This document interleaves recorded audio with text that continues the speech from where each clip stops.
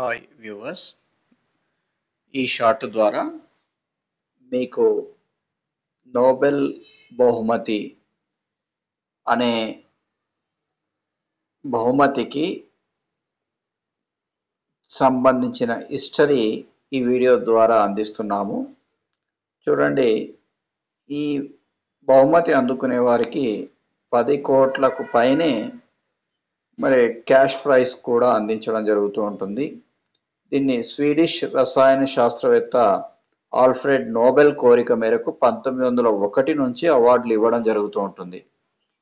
శాంతి అంటే పీస్, సాహిత్యం అంటే లిటరేచర్, భౌతిక శాస్త్రం ఫిజిక్స్, రసాయన శాస్త్రం కెమిస్ట్రీ, వైద్యం మెడికల్ అండ్ ఆర్థికం ఎకనామిక్స్లో ఇస్తూ ఉంటారు.